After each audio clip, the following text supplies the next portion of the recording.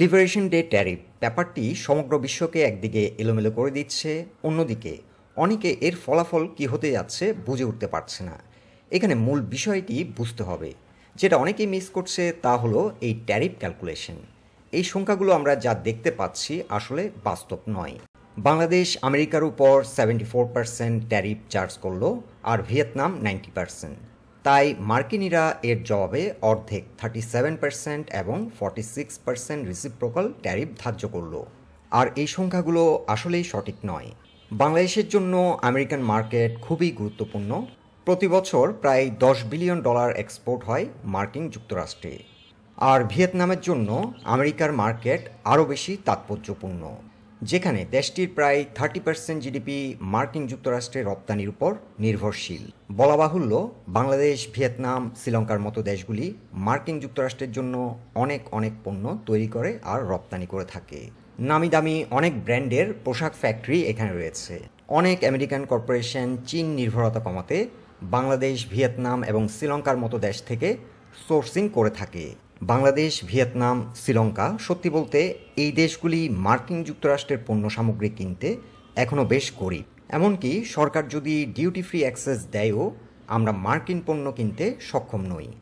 তাহলে এই দেশগুলি মার্কিন পণ্যে 90%, 88% কিংবা 74% ট্যারিফ কেন দেবে? এই দেশগুলি তো শূন্য ট্যারিফেও আমেরিকান প্রোডাক্ট কিনতে সক্ষম নয়।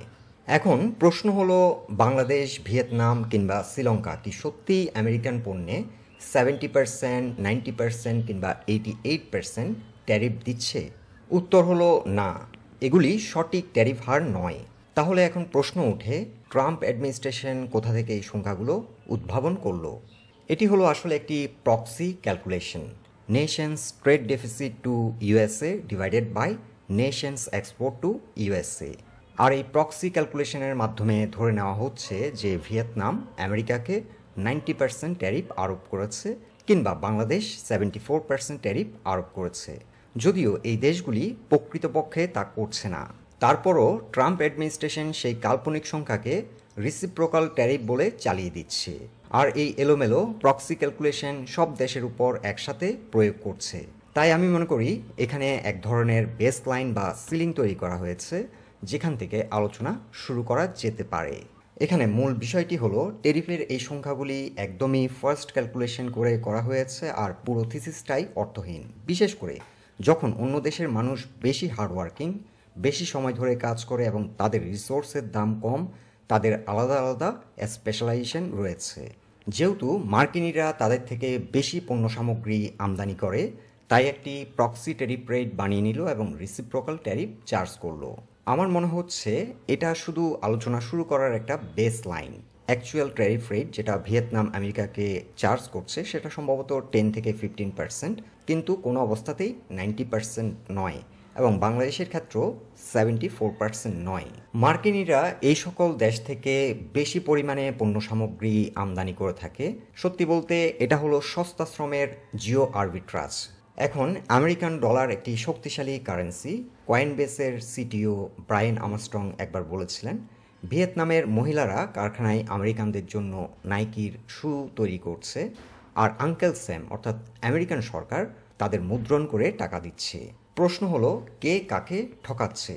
তার যুক্তি হলো, ডলারের ইনফ্লেশনই আসলে গ্লোবাল ট্যাক্সেশন, যা আমেরিকাকে শক্তি দেয়। আমেরিকান সাম্রাজ্য ট্রিলিয়ন ডলার প্রিন্ট করার সক্ষমতা পেয়েছে কারণ তারা গ্লোবাল ফাইন্যান্সিয়াল সিস্টেম ম্যানেজ করছে। সংক্ষেপে পুরো বিশ্ব আমেরিকাকে সাম্রাজ্য চালানোর জন্য পেমেন্ট করছে। কিন্তু এখন সেটি শেষ হতে যাচ্ছে, আর আমেরিকানরা সেটি বুঝতে পেরে ফিরে যাচ্ছে আবান্ডন ম্যানুফ্যাকচারিং ব্যবসায়। তাই আমেরিকান সাম্রাজ্য বিশ্ব দ্বারা কখনোই ঠকানো হচ্ছিল না, বরং মার্কিনিরা বিশ্বকে ব্যবহার করছিল। আমেরিকানরা আমাদের পণ্য এবং সেবা নিচ্ছে, তার বিনিময়ে ফেক মুদ্রা দিচ্ছে। সো লিবারেশন ডে ট্যারিফ এটি মূলত মিডিয়া স্প্ল্যাশ। এটি হঠাৎ করে জোরালো হচ্ছে যেন আলোচনা শুরু করা যায়।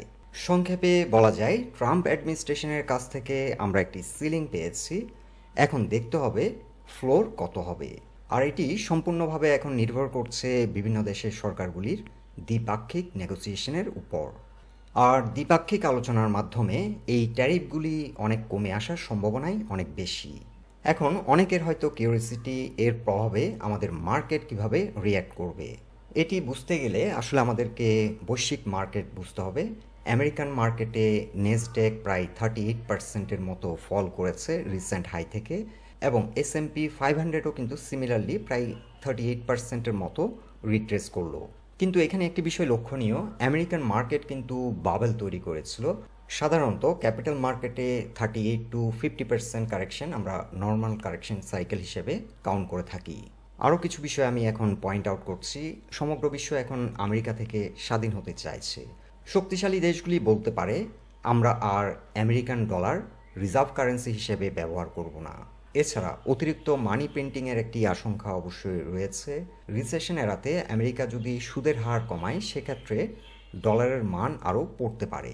আর উদ্বেগজনক কিছু পরিস্থিতি হলো রিটালিয়েশন, যেমন ফ্রান্সের প্রেসিডেন্ট ম্যাক্রন কোম্পানিগুলোকে আমেরিকায় বিনিয়োগে সাময়িক নিষেধাজ্ঞা দিয়েছে। তার মতে ইউরোপিয়ানরা যদি একসাথে প্রতিক্রিয়া জানায় তাহলে আমেরিকান ট্যারিফ ভেঙে দেওয়া সম্ভব। আর চীন এই ট্যারিফকে একতরফা বুলিং বলে নিন্দা করেছে এবং হুঁশিয়ারি দিয়েছে যে তারা কাউন্টার মেজার নেবে। চীন আসলে কিছু অ্যাগ্রেসিভ ডিসিশন নিয়ে থাকে। গতবার যখন তাদের উপর চাপ দিয়েছিল তারা বলেছিল যুদ্ধ চাইলে আমরা যুদ্ধ দেব।